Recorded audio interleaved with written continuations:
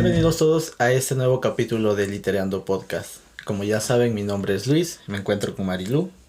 Estamos en este nuevo capítulo para analizar otro libro. ¿Cómo estás, Marilu? Con frío, ¿y tú? Un poco. Sí, no está mucho. fresco. Bueno, como ya saben, nos venimos manejando de diferentes maneras. Bueno, más bien de la misma manera. Decimos un poco sobre el libro, después hacemos una crítica con spoiler, eso ya lo saben, nos manejamos con spoiler. Para los que no lo sepan, pues bueno, decimos algunos spoilers y a veces importantes, entonces les avisamos para que no se vayan a molestar, ni mucho menos. Después, les daremos la recomendación de la siguiente semana y leeremos un pedacito. Sí. Bueno, el libro que nos toca analizar hoy es el libro Lo de antes, de Luis Espota.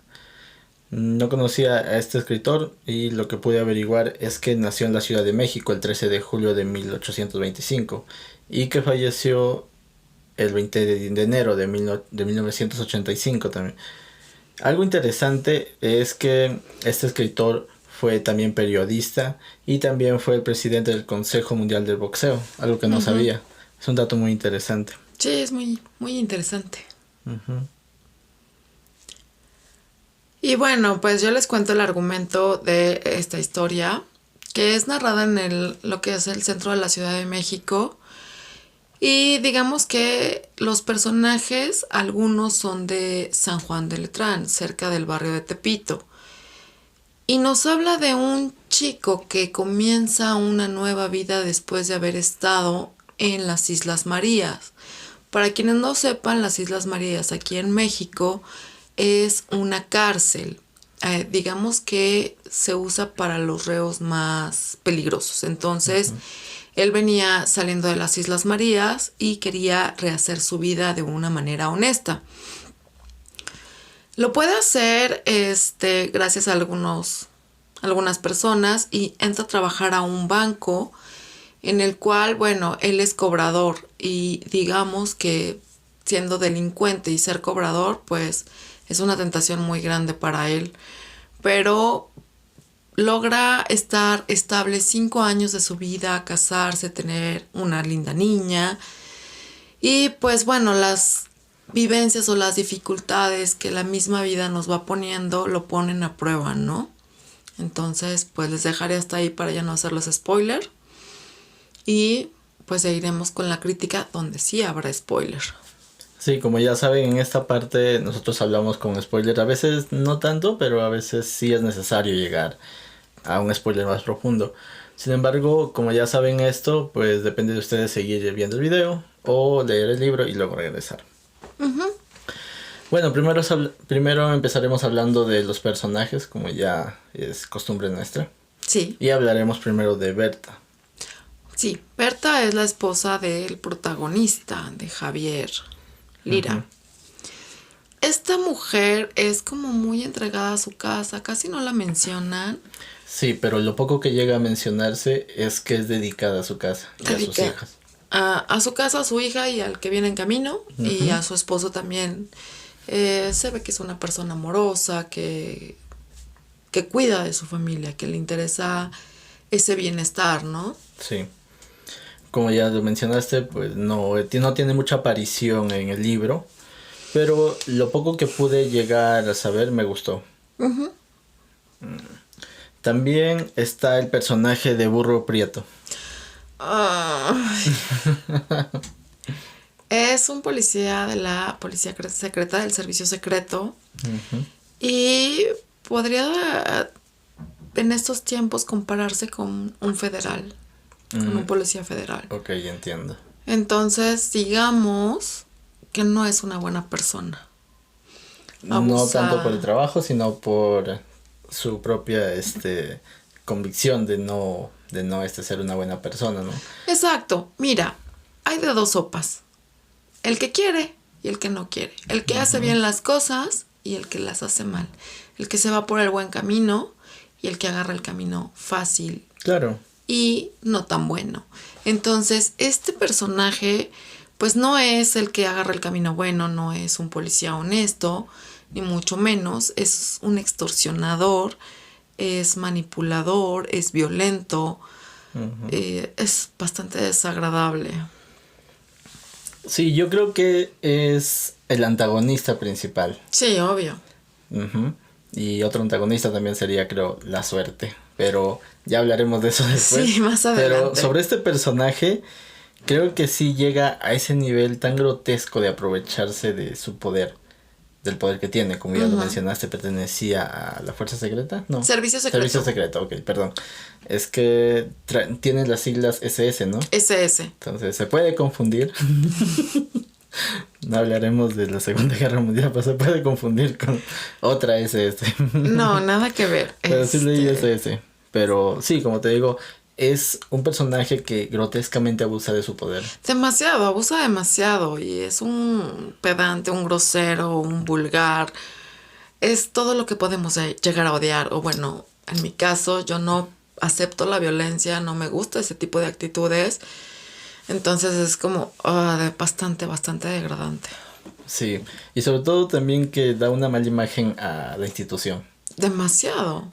Yo no voy a generalizar, no puedo decir que todos son así, ya sea del ejército, ya sea de la policía, no sé, cualquier entidad del orden, pero creo que sí hay un porcentaje que realmente se maneja dentro de esta corrupción. Sí, obviamente hay un porcentaje y es grande que se maneja dentro de la corrupción y dentro de lo que, digamos, no es lo correcto, no es lo debido. Exacto. Como sí los hay quienes son honestos en su trabajo, policías, llámese federal, ejército, lo que ustedes quieran, que son honestos, y hay otros tantos que no lo son, ¿no? Y en este caso, pues el tipo no lo es. Es demasiado grotesco esto. Sí, la verdad es que sí. Por eso yo creo que es el antagonista principal. Pues sí, pero nos muestra la gran realidad, ¿no? Que hasta la fecha lo vemos. También, sí. Ya llegaremos a ese punto. El siguiente personaje es Romero. Romero, el señor Romero, se me hace como una persona muy tranquila, muy relajado, a su paso, como muy chévere, ¿no? Claro, y sobre todo también que es una persona que ayuda a Javier. Sí, obvio. A pesar de todo lo que, bueno, ya sabía de él, ¿no? Que había sido un ladrón y todo eso. Digamos que tiene confianza en él. Sí, tiene confianza y de hecho se hacen amigos, o sea, crece una amistad y es bonito y es padre que después de que haya delinquido y que quiera rehacer su vida, que quiera ser honesto, alguien confíe en él, ¿no? Porque Exacto. muchas veces no confiamos. Sí, es un poco complicado. También llegaremos a eso en los temas. Pero sí, este personaje de Romero es uno de los pocos que tiene fe en él, en que puede enderezar su camino. Sí, de hecho sí, le ayuda mucho. El siguiente personaje es el Gallo López. El Gallo López. También es delincuente, por así decirlo. También estuvo varias veces en la cárcel junto con Javier. Pero se supone que ya está siendo una persona honrada y que tiene un negocio donde vende bebidas. No se sabe bien si nada más es como un tipo cervecería o si es como un expendio más grande, no sé. No se dice, no se especifica. Pero aún así sigue trabajando con rateros y el contrabando de ciertos productos como relojes, plumas, radios, etcétera. Sí, es un personaje que, digamos, nos muestra luces y sombras. Sí. Porque en cierta forma llega a un punto en el que quiere ayudar a Javier, pero también, como ya lo mencionaste, no deja ese mundo de la delincuencia. Sí, obvio. Sino que sigue ahí. Sí, es que, mira, tal vez sea un poco complicado dejarlo. De que se podría hacer, ¿no? Claro. Pero en este caso nos pintan un panorama tan negro. No los defiendo, porque no los defiendo, pero de cierta manera lo entiendo, ¿no? Y en este caso, digamos que él se movía más a su conveniencia. Sí. Digo, a lo mejor sí ayudó a Javier y ayudaba a otros, pero se movía por su conveniencia. O sea, si le convenía, lo hacía, y si no, pues cada quien por su lado. Bueno, aunque hay una parte en la que Javier necesita dinero para comprar aparatos para su hija, que tenía el pie mal. No recuerdo bien qué decía, si lo traía deforme o algo al momento del nacimiento. Al momento del nacimiento tenía una deformidad en el pie. Allá, pero el Gallo López lo que hace es prestarle el dinero. Bueno, era por un atraco, ¿no? Pero le da el dinero, los 400 pesos que necesitaba, pero después no se lo pide. Eso me pareció bueno. De cierta manera, pues sí, o sea, a final de cuentas Javier hizo su parte. Sí, hizo su parte. Entonces, hubiera sido como, ¿cómo decirlo? Es que no sé cómo decirlo y cómo lo dicen ellos, ¿no? Hubiera sido como muy desleal o... Ok, entiendo la idea. Más o menos que le haya dicho, ¿sabes qué? Pues ahora me lo pagas, ¿no?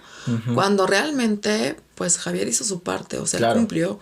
Ya si los otros, pues metieron la pata, pues no fue culpa de Javier. Claro, no fue su culpa. Sin embargo, creo que en ese aspecto, en la amistad que tiene con Javier, pues sí es bondadoso, creo yo. Sí. Hasta cierto punto. De cierta manera. Y después también como que, en cierta forma le echa la mano, porque no creo que cualquiera hubiera aceptado recibir productos de robados, y menos teniendo detrás al Burro Prieto. Entonces es un poco complicado. Tienen que leer el libro para que más o menos entiendan por qué estamos mencionando esto. Porque el Burro Prieto no solamente, como dijimos, es una persona violenta, sino que también es un extorsionador y maneja a ciertos grupos de la delincuencia.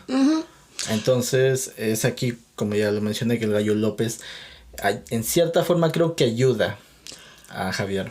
Bueno, para los que ya estamos aquí en México, más o menos sabemos cómo se maneja la policía. Lo que hacían realmente era cuidar a los ladrones. O sea, era como un contubernio en donde cuidan a los ladrones, el policía, siempre y cuando estuviera dentro de la zona del policía. Y podían hacer de las suyas, y ellos se iban a hacer de la vista gorda y no iban a decir nada, y podían delinquir dentro de esa zona, que ya se sabe. Entonces, dentro de esta zona es como están protegidos y pueden hacer lo que se les dé la gana. Y pues es lo que todavía hasta la fecha en México vemos, que realmente pues eso está mal, ¿no? Pero ¿a qué costo los defienden o los protegen? Pues obviamente dinero. Le tienen que pasar una cuota diaria al policía Prieto para que los deje en paz, ¿no? Y para que los deje trabajar. Al Burro Prieto. Al Burro Prieto. Porque eso se puede malinterpretar. Pero bueno, mira, yo creo que no solamente en México, en todos lados. Y lo digo porque lo he visto. Sí, yo también. No quiero hablar en de temas personales, pero yo he pasado por algo similar. Entonces sí, tienes que en cierta forma llegar a tener que darle cierto dinero al policía o a cualquier ente de seguridad para que, pues, digamos que no te pase nada. Entonces, sí, es toda una corrupción y a veces no tienes otra opción más que hacerlo. Sí, a veces. Y créeme que sí lo he visto de verdad. Entonces, no solamente es en México, es en todas partes. Como ya saben, yo soy de Perú y también lo he visto ahí. Entonces, realmente es un tema muy complejo, sobre todo porque hablar o denunciar esto a veces trae sus riesgos. Sí, obviamente. Entonces, creo que vamos a evitar hacer eso, pero es más darlo a entender, que sucede en todas partes y hasta ahora. Sí, entonces, bueno, pues eso, ahí está con el gallo y con el Burro Prieto, y pues vamos con Javier Lira. Javier Lira, apodado el Tarzán Lira. El Tarzán Lira. Bueno, este personaje es interesante porque nos muestra también las luces y las sombras de una realidad de una persona que viene del barrio, de lo más bajo. Entonces vemos a una persona que ha sido un delincuente, que ha sido carterista, que manejaba prostitutas y todo eso, tratando de reformarse. Queriendo, después de haber salido de la cárcel, queriendo reformar su vida y tratar de conseguir una segunda oportunidad en la sociedad. Sí, y más que nada hacer bien las cosas. O sea, él dice, quiero hacer bien las cosas, ya quiero ser honesto, no quiero vivir con miedo, porque pues vivía con el miedo de ser cachado, llevado a la cárcel, Sí. golpeado y demás, ¿no? Y más ahora que tiene esposa e hijas. Sí, ahora tiene una esposa y 2 hijas, una en camino. Entonces, pues como que sí lo piensa para volver a delinquir, ¿no? Claro. Algo interesante también, perdóname que te corte, es el título del libro. Y es que él lo menciona, no quiero regresar a lo de antes. Lo de ahí antes. viene el título del libro. Sí, justamente de ahí viene, de lo Sí. de antes. Lo que hacía antes de llevar una vida honrada, de trabajar para el banco, de estar tranquilo, de a lo mejor económicamente pues no es lo mejor, pero digamos que puede gozar de cierta tranquilidad. Claro, ya con la hija que se viene y con la otra hija pequeña y los aparatos que tiene. Tal vez no, como ya lo mencionas, no gana demasiado, no gana mucho, pero en cierta forma se le arreglan un poco las cosas, porque cuando estaba planeando con el Gallo López lo del asalto, bueno, que ellos iban a asaltar a un trabajador y el Tarzán Lira les iba a dar la información, ¿no?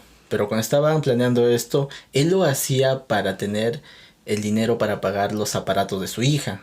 Pero Sí, después justamente. como que se le arreglan las cosas y obtiene este beneficio del mismo banco. Sí, sí, de hecho, pues el mismo señor Romero le consigue Ujú. un pase para el Hospital La Raza para que atiendan a su hija en ortopedia sin ningún costo y ni mucho menos. Lo que se me hace raro es que siendo trabajador no tenga esa prestación cuando debería de tenerla. Bueno, vamos al contexto en el que se desarrolla este libro. Supongo que tal vez no había muchos derechos. Pues supongo, pero se supone que la institución del Instituto Mexicano del Seguro Social Ujú. era para los trabajadores. Claro, claro. Y en aquel entonces, pues no sé, estaba lo que era el IMSS, el ISSSTE, el ISEMIM, que hasta la fecha creo que están, y ya estaba el ISSSTE y el IMSS. Ok. Entonces sí debería de tener ese seguro, el cual no tiene. No mencionan por qué, pero debería de tenerlo. Claro, pero bueno, no menciona que tenga un seguro como tal, pero me imagino que tal vez si lo tenía no cubría el gasto porque es un gasto mayor al final de Sí, cuentas. pero se supone que te tiene que cubrir todo. Antes, en aquellos entonces, sí, ahorita ya no. Ahorita sí nada más te cubre ciertas cosas y creo que tú tienes que pagar otras tantas. Pero en aquel entonces te cubría todo. Entonces se me hace como raro. A lo mejor no sé, tal vez lo tenían como trabajador eventual y así Probablemente. el banco no tenía que pagar el seguro. Es probable. Pero bueno, el detalle es que como ya lo mencioné, a pesar de que él no quería regresar a lo mismo, hay veces en las que sí se arreglan las cosas como para que no lo haga. Ujú. A pesar de que el plan ya estaba establecido, ¿no? Sí. Pero bueno, yo creo que sí es un personaje muy interesante. Y creo que lo pintan muy bien, como ya lo dije, entre estas luces y sombras. Porque él ya había dejado todo ese ambiente de la calle, de ser ladrón y todo eso. Sí, sí, él ya había dejado ese ambiente a un lado y bueno, la vida. Y sobre todo algo que ya hemos mencionado en otro capítulo del podcast es un poco la suerte también. Sí, sí, también tiene que ver mucho. Bueno, antes de entrar a los temas, lo que sigue es hablar un poco de los recursos literarios. Algo muy interesante de este libro es que está narrado desde diferentes vistas de narración. Hablamos de primera, segunda y tercera persona. Sí, es muy interesante esta narración porque pareciera que el protagonista está narrando un soliloquio. Entonces, es como muy, muy interesante. Me gustó mucho la narración en este aspecto. Hay ciertos detalles que narran demasiado, que describen demasiado, y ya sabes que eso no me gusta. Aunque describen ciertas cosas que pasaron y lo que tú quieras, pero la narración tan extensa me desespera en todos los libros. Entonces, aunque tengan ciertos matices, termino desesperada. Claro. También hablando esto sobre la narración entre primera, segunda y tercera persona, es que si no prestan atención al libro puede que llegue a confundirlos. Ujú. Porque en un momento está hablando como en primera persona, que es hablar uno mismo de lo que le pasa. Ajá. Y en otro momento está hablando como en segunda persona, hablándole como al lector. Ajá, como Si el lector fuera el protagonista. Ujú. Y en otro momento está hablando en tercera persona, Sí. en el cual se habla sobre un tercero. Por ejemplo, nosotros estamos aquí ahorita y le estamos hablando a ustedes. Ujú. Entonces, cosas así, ¿no? Pero si pierden el hilo del libro, se van a confundir, así que traten de prestarle más atención. Sí. Muchísima atención. O sea, a pesar de que la narración es como muy extensa y a veces puede desesperar, no se brinquen pedazos. Pónganle mucha atención porque la narración es muy interesante y está muy bien hecha. Sí, la verdad es que sí. También otro recurso literario que usa el escritor en este libro es el uso de los flashbacks. Sí, y es buenísimo porque te enteras de todo. Sí, digamos que hay cosas que no tienen relación. Por ejemplo, en el caso que narra que está en las Islas María, Sí. no tiene una relación directa, pero sí en cierta forma indirecta. Por Ujú. ejemplo, cuando está haciendo esta narración es cuando él se siente cansado.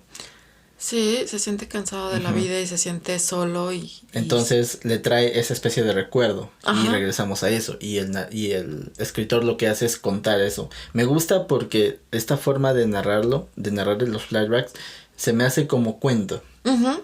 Es una especie de cuento y realmente es agradable. Sí, bastante agradable.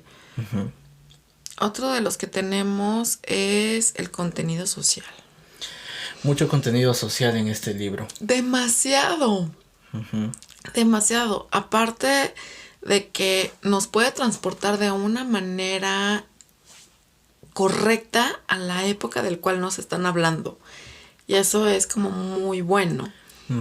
Y bueno, te hablan de las clases sociales, de la clase trabajadora, o sea, todo bien enfocado. Sí, y también hace descripciones, como ya sabemos y lo mencionaste, está en un barrio un tanto movido. Entonces hace descripciones de los lugares muy buenos. Sí. Y sobre todo de la gente que trabaja ahí. Hablamos un poco de las prostitutas, de los carteristas y todo eso, ¿no? Entonces Ajá. hace descripciones acertadas de todo eso, de estas personas, perdón. De todo el movimiento que hay dentro de la ciudad, por así decirlo. De esa parte de la ciudad. Y del mundo donde él se desenvuelve. Entonces es como muy interesante. También vemos que hay un contenido psicológico en este libro, sobre todo enfocado al personaje principal, que es Javier. Sí, que es Javier. Y creo que una de las partes que más llamó mi atención, bueno, fueron dos partes que llamaron mucho mi atención, y es cuando está pensando en lo que le hizo el burro prieto. Bueno, lo que sucede, para poner un poco en contexto, es que a Javier, Lira Puchet, perdón, se me va el apellido. Tarzán Lira. Tarzán Lira, ok. Bueno, al Tarzán Lira lo agarra el burro prieto cuando había robado unas pieles. Y lo mandan a la cárcel, lo mandan a las Islas Santa María, ¿no? Islas Marías. Islas Marías, perdón. O 3 Marías, porque son un conjunto de 3 islas. Ok, las Islas María. Bueno, lo mandan a la cárcel que estaba ahí. Y después él sale, se reforma. Y cuando está trabajando en el banco como cobrador, como ya lo mencionaste, es cuando vuelve a aparecer el burro prieto. Ay, sí. Lo agarra a golpes y le exige que le pague 100 pesos mensual. Perdón, diario. Bueno, fuera que fueran mensuales, no le hubiera dolido. Son 3,000 pesos al mes. Sí, que bueno, no sé cuánto habrás valido en esa época. Me imagino que mucho. Sí.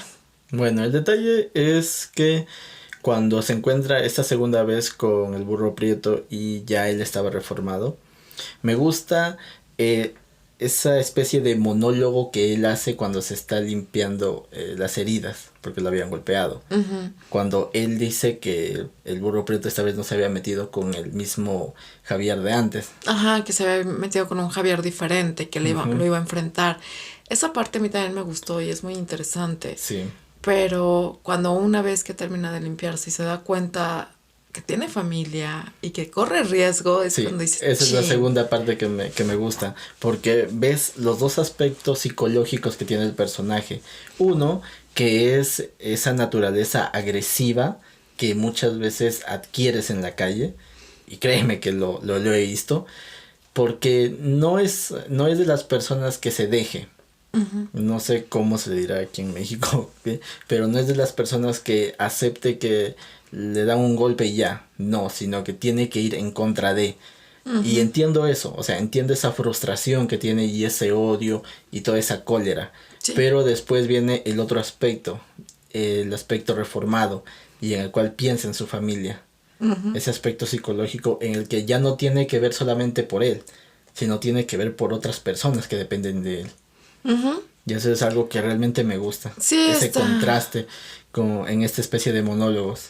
Sí, es muy interesante. A mí también me pareció muy interesante porque dije, cuando lo estaba leyendo yo dije, híjole, mi chavo, estás muy valiente, pero piensa las cosas. Y cuando termina de hablar y se da cuenta, yo dije, sí, exacto, te tenías que dar cuenta de la realidad. Exacto. Entonces es como muy fuerte, muy, Sí, muy es fuerte. muy fuerte, la verdad. Y bueno, pues también tenemos lo que es el contexto histórico. No queremos hablar como tal del contexto histórico, pero vamos a hablar de lo que son las Islas Marías.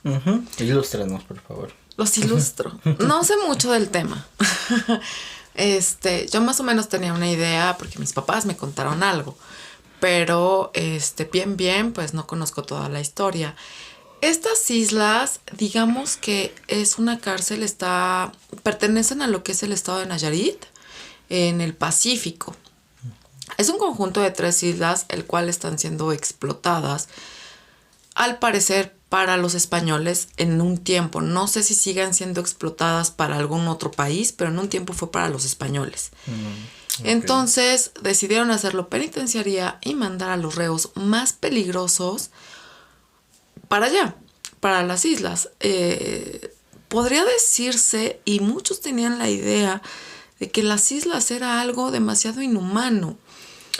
Sí, bueno, depende también de los trabajos forzados que se les obligaba a hacer, ¿no? Pues supongo que de minería y otra Sí, tanta es la un sal. trabajo forzado. Sí, sí, entonces, bueno, de alguna manera tenían que pagar y pues había quienes tenían cadena perpetua dentro de las islas. Oh, vaya. O no se tenía como cadena perpetua como tal, pero sí 70, 80 años de prisión. Entonces, pues... Bueno, sí, es un poco amplio ese tiempo. Ese tiempo es como muy amplio, aparte de que hacía un calor endemoniado. Me imagino. Quien conoce México en lo que son sus costas, sobre todo las del Pacífico, sabe que jamás hace frío. Nunca hace frío ahí. Creo que sus temperaturas más bajas son de 18 grados y eso ya está muy frío. Oh, vaya. Entonces llegan a tener temperaturas de hasta 36 grados y húmedo, bueno, es como pesado. Claro. Entonces era el calor, era la selva, la minería, las enfermedades. En aquel entonces había lo que era el paludismo, entonces era una enfermedad muy fuerte. Sí. Entonces, pues bueno, realmente las Islas Marías era como el peor castigo que había. Hubo un tiempo, según yo tengo entendido, que estuvieron como cerradas, pero a partir del 2005 las volvieron a abrir para disminuir la población de aquí de México, de las cárceles de México. Entonces, más o menos entre empleados de la cárcel y reos son como 5,000 personas. No son muchos, pero tampoco las islas son muy grandes. Entonces, pues bueno, es algo. Y pues supongo que siguen los trabajos forzados. Bueno, si la reabrieron como dices, supongo que tal vez sí. Aunque no sé, creo que ya los trabajos forzados se han vuelto, son prohibidos por los derechos humanos, ¿no? Creo que sí. Pero es un poco complicado el tema. Demasiado. ¿Hasta qué punto puede ser inhumano con alguien que también ha sido inhumano? Sí, además. Creo que es un tema para debatir muy amplio. Demasiado. Yo creo que no nos vamos a meter en ese tema. Además, No. es como un poco peliagudo. Entonces, es mejor pintar raya y hasta aquí. Otro de los temas de los cuales me gustaría contarles, hablan o mencionan la peni. ¿La Penny? La peni es la penitenciaría. Entonces, pues aquí le decían la peni. Okay. Es el Palacio Negro de Lecumberri. Se dice que quien la construyó o quien hizo el diseño estaba loco. ¿Y por qué? Porque la forma en que estaba, o sea, si tú haces una investigación de el Palacio Negro de Lecumberri, vas a ver que su forma tiene una torre en medio en el cual se ven todas las crujías. Oye. Entonces, tienen vigilado a todo, o sea, no se les va una. Azkaban. Mis papás trabajaron en Lecumberri, en el hospital. Ah, claro. Mi papá es médico, mi mamá enfermera, trabajaron ahí, entonces conocen algunas historias de Lecumberri. Sus papás se conocieron en la cárcel. ¡Sí! ¡Qué vergüenza! Pero era en el hospital. Claro, sí. Aunque sí Aclaramos. bromeo con eso. Hay veces que me dicen, ¿y tus papás dónde se conocieron? Y yo, en la cárcel. Mi mamá ya estaba y después encerraron a mi papá. Entonces con cara de ¿qué? Y yo así, no, son médicos. Entonces, bueno, mis papás se conocieron allí. Dice mi papá que de repente en las noches hacía un tanto de calor y que abrían la ventana del hospital y los encañonaban, así, ¿qué anda? Y somos los médicos, tenemos calor, abrimos la ventana, lo que sea, ¿no? Pero pues imagínate, se te encañonan, pues sí te da miedo, ¿no? Entonces Sí. dicen que sí, realmente quien la construyó era un loco. Y hubo alguien que hizo un túnel y lo más chistoso es que no afectó cableados de luz, lo que son tuberías de agua, ni del metro, que en aquel entonces, bueno, para cuando ya estaban mis papás ahí, y cuando se fugó, ya estaba la línea del metro. Entonces es como interesante cómo le hizo y cómo consiguió los planos para poder excavar. Un tema un poco también polémico, pero Sí. me imagino que, pues, sí debe haberse filtrado información. Sí, otro de los casos es de un chico que conoció a una chica dentro de Lecumberri. Se hicieron novios, se casaron y la esposa, el día que se casan dentro de Lecumberri, lo ayuda a fugarse. En estos casos, ¿Se han dado casos? Sí. sí, no entiendo muy bien cómo no era perseguido el delito de que la mujer lo ayudara a escaparse por ser la mujer, por ser la esposa, algo así. Ah, o sea, solo lo perseguían a él para que Ajá. regrese a la cárcel, más no a ella. No, a ella no. Pues nada más debería. a él. Entonces, bueno, logró salir por la puerta. Algo impresionante porque lo disfrazaron de mujer. Sí, el clásico. Lo disfrazaron de mujer, lo maquillaron muy bien y salió por la puerta y nadie se dio cuenta. Y es interesante porque mis papás cuentan que revisaban absolutamente todo, ¿no?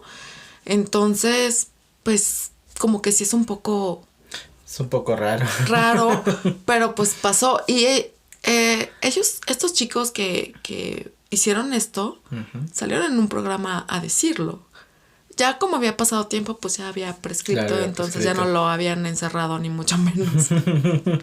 Pero bueno, salió por la puerta. Y otro cuentan que llegó un helicóptero por alguien. Oh, vaya. Pero ¿cómo baja un helicóptero a Lecumberri con semejante vigilancia? Entonces ahí es cuando cierran Lecumberri. Bueno, dejaremos a un lado las cárceles. Muy buenas historias, la verdad. Creo que Sí. merecen un capítulo. Pues podría ser, pero tendríamos que traer a alguno de mis papás para que nos platique todo. Bueno, tal vez algún día. Un buen día de estos no lo creo. Ahora llegamos a la tercera parte de este capítulo en el cual hablamos de los temas del libro. Primero hablemos del barrio. El barrio. El barrio. Este libro, como ya dijimos, tiene un aspecto social en el cual nos describe la calle y todo este ambiente en el que se mueve inicialmente el Tarzán Lira, ¿no? Que es el barrio de Tepito y también San Juan de Letrán. San Juan de Letrán, ¿no? Están pegaditos. Sí, me di cuenta por las descripciones que hacían. Ahora, por lo que entiendo, estos barrios son pesados aquí, ¿no? Son fuertes, zonas muy fuertes. Sí, Tepito tiene la fama y se le llama el barrio bravo de Tepito. Ah, ya. Y le hace muy honor a su nombre porque sí es bravo. Es un barrio bravo. Sí, demasiado bravo. O sea, hay quienes dicen, yo no voy a Tepito porque me van a matar a balazos. No, también te matan a golpes. Entonces, realmente Tepito es como muy, muy peligroso. Digamos que casi toda la historia de Tepito, desde antes de la conquista, ha sido una zona comercial, de comercio. Era Tepito y Tlatelolco en el periodo de los aztecas, las zonas comerciales. El mercado estaba, mercado como tal, del lado de Tlatelolco, y pues otro tipo de comercio ya estaba lo que es en Tepito. Pero se cuenta y se dice que desde que estaban los aztecas, ese barrio ha sido peligroso. Entonces, bueno, conforme ha pasado la historia, digamos que ha evolucionado ese comercio y ha evolucionado la delincuencia y lo peligroso que es. Pero, a ver, no sé, tal vez voy a relucir mi ignorancia, pero explícame algo. ¿No se supone que la Ciudad de México antes había sido un lago? ¿Sí? ¿Y cómo hubo gente en ese lugar de Tepito? ¿Sí era un lago Como todo? hubo gente en todo lo que fue la Gran Tenochtitlan. Pero sí era un lago. Bueno, a ver, ¿conoces lo que es el Templo Mayor? Sí. Bueno, es que no te he querido llevar por esa parte. No, solamente la explicación, o sea, cómo había gente en un lugar que era un lago, no sé, o sea, entiendo que hay maneras de vivir sobre el lago, bueno, en el lago, ¿no? Pero, ¿cómo sabes que era Tepito exactamente ese lugar? Bueno, la historia es lo que dice. Y pues estaba atrás del Templo Mayor, que ahí está Tepito, por así decirlo. O sea, si tú te vas derechito de la calle de Moneda, vas a salir a la calle de la Soledad y entonces pasando la avenida está Tepito. Ok.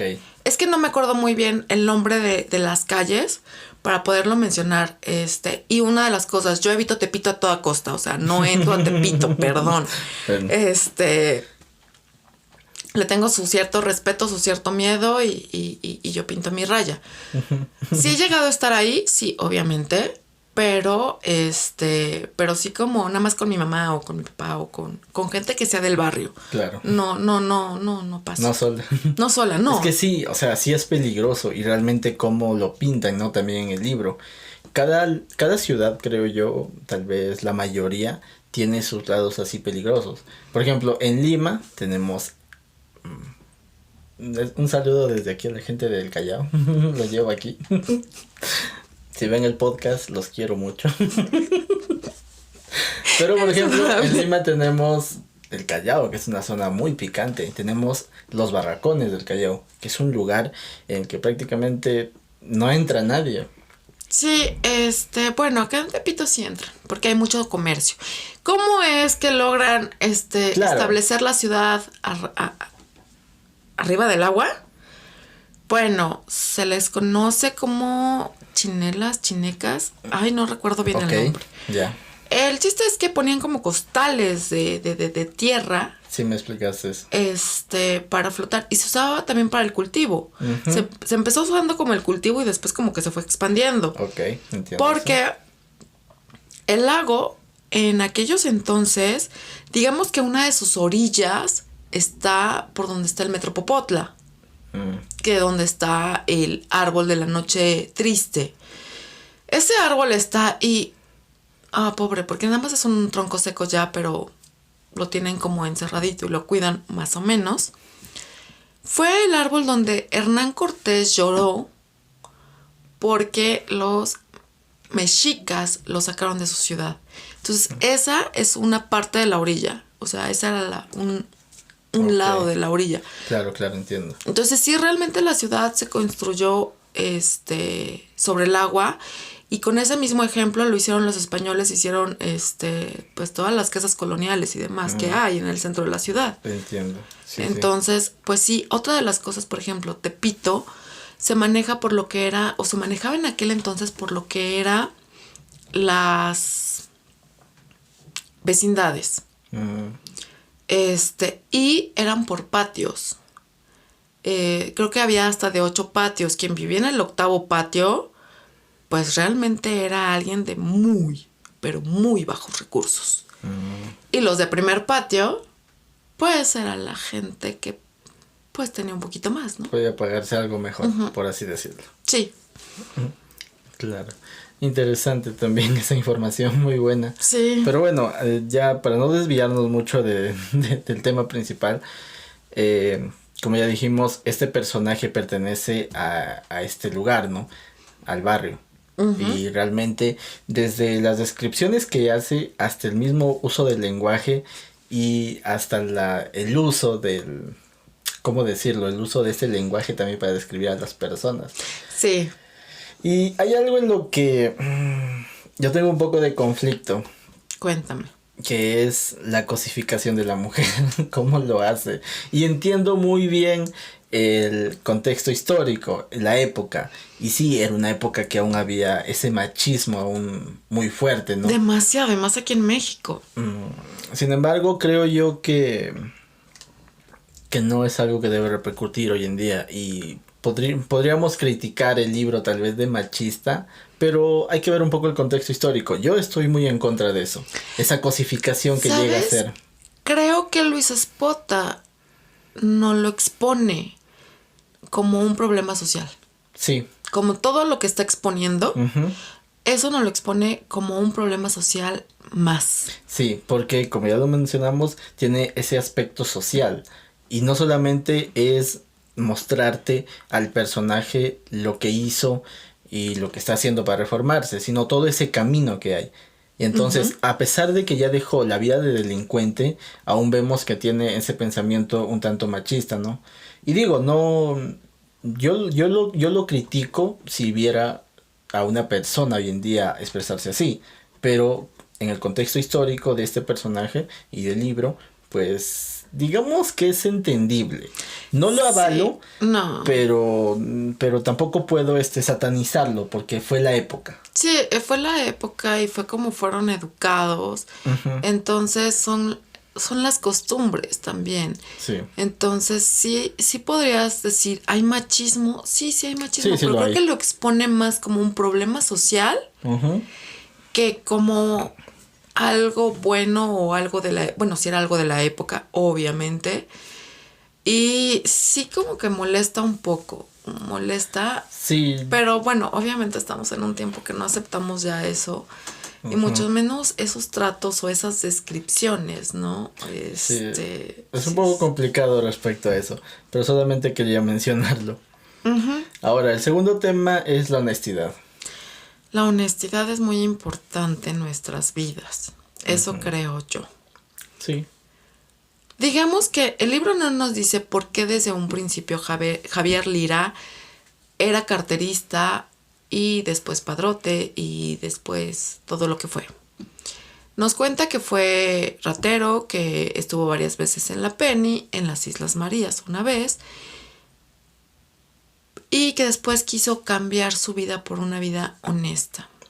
Sí. Realmente no sabemos qué lleva al personaje a ser ratero.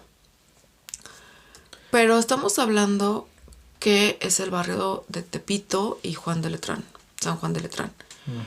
Barrios pesados, barrios en donde la delincuencia abunda. Y pues muchas veces ves el ejemplo y lo sigues. Sí. Aunque también se dan casos en los que la misma situación que se está pasando obliga a... Por ejemplo, bueno, como ya lo dices, no menciona el por qué, pero imagínate que sea un huérfano tal vez, que no tenga padre, que no tenga madre, ni tíos, o sea, absolutamente a nadie. Que sea un chico de la calle, ponle tú. Que sea un niño de la calle y que va a aprender lo que ve en la calle. Exacto. ¿Y qué va a hacer para vivir? lo que ve en la calle. Exacto. Entonces, pues bueno, también es eso. Entonces, realmente no sabemos cómo es que termina en estos pasos. Otra de las cosas que nos muestra es que él quiere ser honesto. Sí. Y digamos que una de las cosas que le dice Romero es, tú puedes, tú tienes esa madera para hacerlo, confío en ti, y demuestra ser honesto y le gusta ser honesto. Sí, le gusta. Entonces dice, es que esta vida de ser honesto me aleja de muchas cosas. Uh-huh. Entonces creo que la honestidad siempre va a ser importante en nuestras vidas. Y si alguien es delincuente, pónganse a pensar algo que yo veo. Es como si todos fuéramos en un barco. Y el barco es la supervivencia de todos. ¿Qué pasaría si les empezamos a quitar maderas al barco? O puertas, o cosas del comedor, o la cocina. Y vamos desmantelando poco a poco ese barco. Se va a hundir. Uh-huh. Entonces creo que todos vamos en un mismo barco y si todos le echamos ganas de cierta manera, el barco se va a mantener a flote. De una manera honesta, o sea, no tienes por qué quitarle al barco. Al contrario, le puedes poner cosas para que mejore. Sí, muy buena analogía. Me gustó. El penúltimo tema es la familia. Como ya lo mencionamos antes, cuando Javier se está reformando, hace una familia. Uh-huh. Y ya son personas que dependen de él. Uh-huh. Entonces, al inicio no vemos, como ya dije, que no tenga una familia como tal. Pero esta familia que forma es una familia de la cual quiere mucho. Y por la cual está dispuesto a hacer todo. En varios capítulos hemos hablado de la familia. De hecho, uh-huh, en el pasado también hablamos de la familia. Pero esto es una situación diferente. Sí. Es una situación en la que él quiere dar todo porque su familia esté bien. Pero también no quiere arriesgarse por ellos mismos. Exacto. Entonces, y no quiere arriesgarlos. O sea, piensa en su bienestar, en que estén bien, en que vivan bien, en que sean felices. Y eso es algo que también lo trae como loco y es también parte de la psicología del libro. Sí. Como ya lo mencioné antes, esta parte en la que él siente este coraje por el burro prieto y sobre todo quiere vengarse, se muestra apartada ya con el contraste de la familia. Uh-huh. Cuando empieza a pensar en su familia, todas las personas que dependen de él, ¿no? Y al inicio también del libro, como también lo mencioné, es que también por su familia, en cierta forma, vuelve un poco a lo de antes, uh-huh, dando la información del banco para que puedan hacer el atraco, ¿no? Y que él pueda conseguir ese dinero que necesitaba para la niña, para los aparatos que él uh-huh menciona. Entonces sí, vemos que está dispuesto a hacer todo por su familia. Sí. Y bueno, ya adentrándonos en el último tema de este libro, que es la reformación de este personaje. Sí, algo muy interesante. En general la reformación es un poco complicada. Es demasiado difícil. Y lo voy a plantear un poco así, a ver. Si tú, no sé, te encuentras con un violador tal vez, no quiero que suene un poco fuerte esto, pero que ya cumplió su condena, ¿lo aceptarías en la sociedad? No. Es un tema un poco complejo, pero supongamos ahora en el caso de un ladrón, ya robó, ya cumplió su condena, ¿debería ser aceptado en la sociedad? Sí. ¿Y por qué el otro no? ¿Por qué? Porque el violador es más una cuestión psicológica. Y digamos que es más fácil que recaiga. Y que puede hacer más daño si recae a un ratero, a un carterista. Sí, yo lo entiendo perfectamente. Sin embargo, vamos a que se están reformando, ¿no? Y es la idea, que se arrepientan de lo que cometieron, de ese acto, ¿no? Pero no solamente vamos a este caso, supongamos a alguien que asesinó a otro. También. Es un poco complejo hablar de este tema porque muchas veces nos guiamos tal vez por el prejuicio, a veces nos guiamos tal vez por nuestros criterios personales. Sí, a lo mejor podemos decir que tenemos doble moral y chance y sí lo sea. Sí, puede ser que sí. Pero es un tema muy complicado, realmente es un tema muy, muy complejo. Pero bueno, no sé si te ha pasado, pero aquí pasa demasiado. Que de repente vas en el camión y se suben, ¿no? Y vengo saliendo del reclusorio y no los quiero robar y no me quiero llevar tu cartera, pero pues coopérame.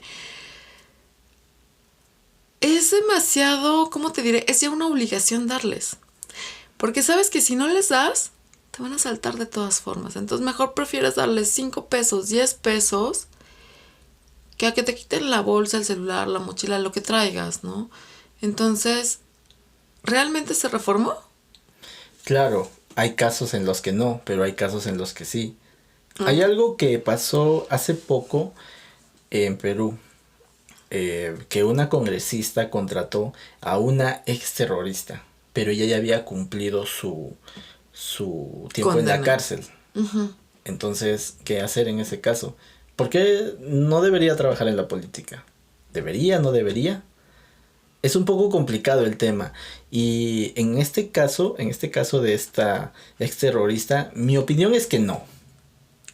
Hay una ley en Perú en que los exterroristas no deberían trabajar en la educación, porque así empezó el terrorismo en Perú. Empezó en las universidades, sobre todo siguiendo la ideología de Abimael Guzmán, el cual fue profesor de filosofía. Entonces es un poco complejo el tema. Pero yo creo que hay aspectos en los que sí podríamos ofrecer esa aceptación social, y creo que hay otros casos en los que sí deberíamos ser un poco más recelosos, saber qué hacer con la persona. Por ejemplo, como ya lo puse de ejemplo, lo del violador, ¿no? Es un poco fuerte, pero quiero mencionarlo, porque supongamos que tenemos el caso de un pedófilo, tal vez, que diga que ya se reformó, pero ¿lo vas a poner a trabajar con niños? No. Obviamente no. Creo yo que eso sería lo peor. Ahora, en este caso que yo menciono de la congresista que contrató a una exterrorista, pues creo que no deberían estar muy involucrados en la política. En la política. Porque si bien es cierto, es su derecho, sí, es su derecho involucrarse en los aspectos políticos de la sociedad. Pero no pues vamos a lo que hicieron. O sea, no sé, me causa mucho conflicto eso. Sí, te entiendo, o sea, realmente te entiendo. Y yo creo que a mí también me causaría un conflicto. De hecho, me lo causa de repente, ¿no? Ese tipo de cosas. Porque, ¿quién te dice que no va a volver a delinquir? Entonces, no sé, es como algo muy, muy fuerte.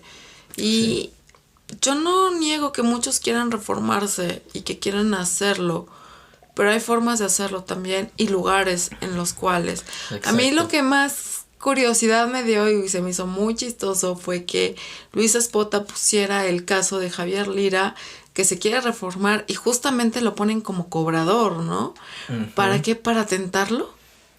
Es muy probable, pero demostró que sí podía. Sí, demostró que sí podía y dice que de repente cobraba los 30,000, los 20,000 pesos.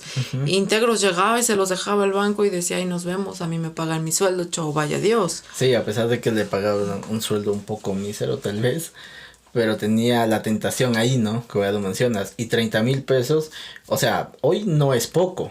Imagínate antes, o sea, era mucho más de lo que se podría decir que es hoy. Pues más o menos ponle tú que sea como a la par. ¿Sí? No sé, no tengo idea. Pues es que no viví en esa época, ¿sabes? A lo mejor mis papás podrían decir algo, ¿no? Me podrían comentar algo, pero realmente, pues yo creo que sí, más o menos a la par de ahorita. Tal vez un poco más, tenía un poquito más de valor antes que ahorita. Pero, pero pues ahí se va. Pero pues sí, era mucho dinero. La verdad es que sí era mucho dinero. Y 30,000 pesos sí te tienta. Sí, la tentación. Sí te tienta, ¿no? Pero logró demostrar que se estaba reformando.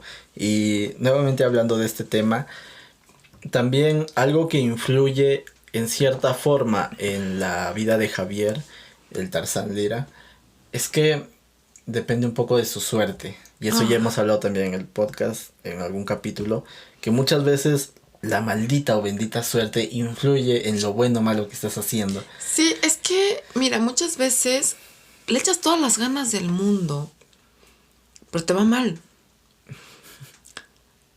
Y hay quienes tienen una inteligencia impresionante y que no nada más se quedan en lo que están viendo, sino se van como más allá, más a futuro, más a... como que extienden su horizonte y aún así les va mal. Uh-huh. Dicen que hay quienes nacen con estrella y hay quienes nacemos estrellados. Yo la verdad nunca me he sentido con estrella más que unas 2 o 3 ocasiones en mi vida que ha sido así de... pasó lo que yo quería. Y todas las demás ha sido de chin. Y aparte me pasan cosas que de repente me quedo, bueno, es que iba por buen camino y de repente ¿qué pasó? Todo se me movió, todo pasó y ya no tengo nada. Entonces es así de... ¡ah! Claro. Es demasiado frustrante. Sí, y como ya lo mencioné, en este caso de Javier, que se está reformando, y justo cuando está, digamos que en la cúspide de esa reformación, aparece el burro prieto. Otra vez, hacerle la vida imposible. Sí, y ahí es donde entra también lo que les digo que es la parte psicológica de él, la parte más fuerte, porque está entre caer y no caer. Uh-huh. Y qué hacer, ¿no? Entonces, realmente es una decisión muy fuerte, pero no le queda de otra. Aunque es que, por ejemplo, él quiere irse de la ciudad. Sí. Yo siento que si se hubiera ido, no sé, ¿qué te parece? Michoacán en aquel entonces. Pues no estaba tan cerca de la ciudad. O si se hubiera ido a Chiapas o a Oaxaca. Son estados que estaban muy lejos. Ok, entiendo eso, pero sin embargo, el burro prieto trabajaba para el servicio secreto. Entonces tenía acceso a mucha información y también tenía influencia y también tenía un cargo elevado. Entonces, ¿podría conseguir la información de dónde está? Sí, podría conseguir la información de dónde está, pero por uno vas a perder a todos los que ya tienes aquí. No, pero no iría él personalmente. A lo mejor no personalmente, pero pon tú que le dijera, sale, voy a entrar contigo, no sé qué. En lo que hacía su cambio y de repente, ¿sabes qué? Pues el banco ya me mandó lejos, o sea, no te puedo dar. Sí, o sea, la idea de él no era avisarle, ¿no? Obviamente. Pero sí, pero simplemente irse. Irse. Pero igual, yo creo que, como se lo dice también el Gallo López, es que lo hubieran podido perseguir. Sí. Hasta donde sea. Sí, a lo mejor se le decía de, ¿sabes qué? Pues me están cambiando, ¿yo qué culpa tengo? Yo ya no voy a hacer y no sé ni a dónde voy. Me van a mandar a un pueblo de perdido o qué sé yo. Y más en aquellos tiempos de la ciudad, en México, pues no había todavía lo que hay ahora, ¿no? Y uh-huh. Era como muy diferente. Entonces, si ya mandarte lejos de la ciudad, si decían, no, pues me mandaron a un pueblo perdido. Entonces, pues bueno. Sí, pero como te digo, él lo hubiera podido rastrear. Uh-huh. Sí, no, pero decirle. Y otra cosa es que no decirle, o sea, no decirle al burro prieto que se iba, o sea. Sí, también nada más desaparecer de la noche a la mañana. Esa era su idea. Yo lo que hubiera hecho también es pasarme por muerto. Y adquirir otra, ¿Identidad?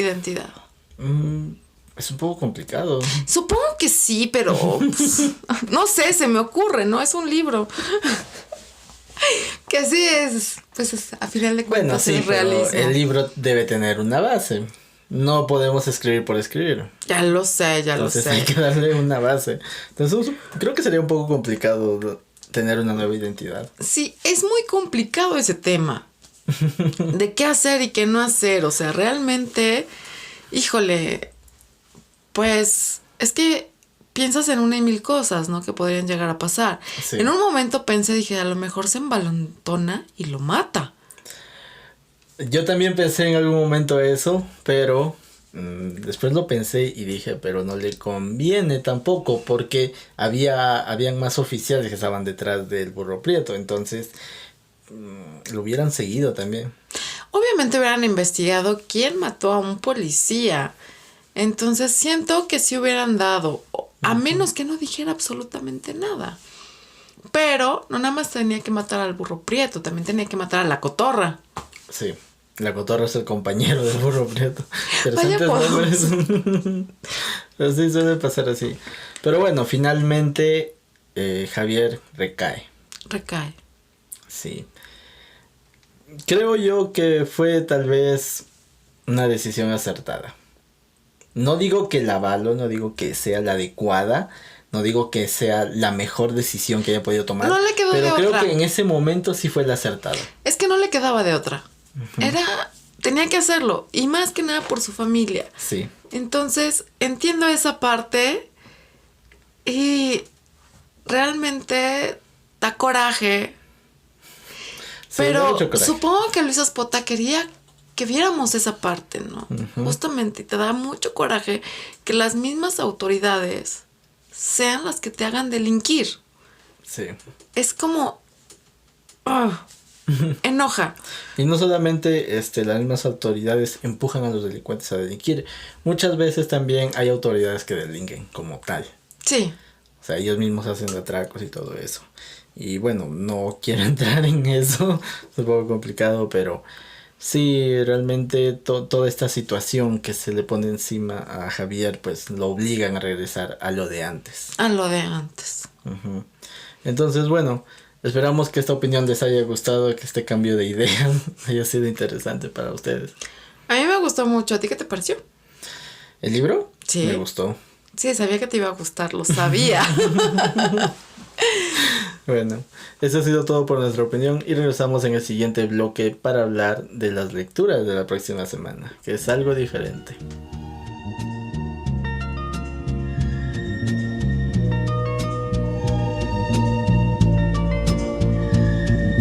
Ya estamos de regreso aquí en Literando Podcast. En este bloque lo que nosotros vamos a hacer es recomendar el libro. Bueno, lo que normalmente hacemos es recomendar el libro, el cual sería tema de conversación para el siguiente capítulo. Pero para la próxima semana, para el próximo capítulo, queremos hacer algo diferente. Y vamos a incursionar en los cuentos. Cuenta cuentos. Ah, no, ¿verdad? Todavía no es momento de hablar de eso. No. Más adelante. Pero bueno, los cuentos... bueno, el escritor del cual leeremos los cuentos es Alfonso Alcalde Ferrer, el cual es un escritor chileno y es de esta antología de Alegría Provisoria. Uh-huh. Vamos a leer 5 cuentos que les vamos a dar los títulos y también saldrán en la página de Biblioteca Social para que se animen a leerlos, los cuales son La Boca, Nosotros, la Crueldad, La Tía Kikiriki, 50% menos al alba y El Ratón de cada uno. Cuentos muy interesantes, puedes leer uno, realmente me gustó. Pero bueno, para que se animen a leer esta antología de cuentos o estos 5 cuentos, Marilu va a leer un extracto. Cuando mi tía quedó sola, se le puso en la cabeza llevar una gallina a su estrecho departamento, apenas con un living, comedor, dormitorio y cocina de utilería. Ya viuda, después del ajetreo y fastidio del sepelio, hizo un balance de sus años y llegó a la conclusión que solo le quedaban algunos pequeños sentimientos como para cuidar animales menores y aves. Descartó la idea de un gato o un perro por el elevado costo de su manutención, pues ella misma tenía serias dificultades para llegar los días 30, el miserable Montepío que le dejó el general. Le bastaba con bajar a la fuente de sodas y pedir medio litro de ese caldo de salchichas y gordas, grasoso, espeluznante, híbrido como aceite de carreta, pero más blando como dulce de alcachofa, y una taza de arroz, porción que repetía todos los días en forma metódica, y a su cuerpo solo tenía exigencias mínimas: respirar, mirar por el hueco negro de la única ventana, esperando la llegada de la muerte, que siempre tarda en estas circunstancias. Un extracto muy interesante. Sí, bastante. Un poco conmovedor tal vez. Sí, bastante. Es como algo fuerte. Un poquito fuerte. Pero bueno, esperamos que les sea de agrado este extracto y que se animen a leer estos cuentos. Uh-huh. Esperemos que sí lo lean. Y no se olviden de seguirnos en las diferentes redes sociales. Estamos presentes en Facebook, Twitter, Instagram, Spotify y YouTube, obviamente. Sí, obviamente. Este capítulo se va a YouTube. Seguimos publicando los episodios de Literando Podcast en Spotify también. Ajá. Por si tienen la duda. Porque ahora no solamente ya es YouTube, sino son ambos. Son ambos. Entonces, pues... Entonces esperamos que también puedan seguirnos y que nos hagan llegar sus comentarios, opiniones, tal vez sugerencias si tienen alguna. Estamos abiertos a... Y suscríbanse al canal, porfis. Sí. Bueno, esto ha sido todo por este capítulo y nos vemos la siguiente semana en otro capítulo de Literando Podcast. Adiós.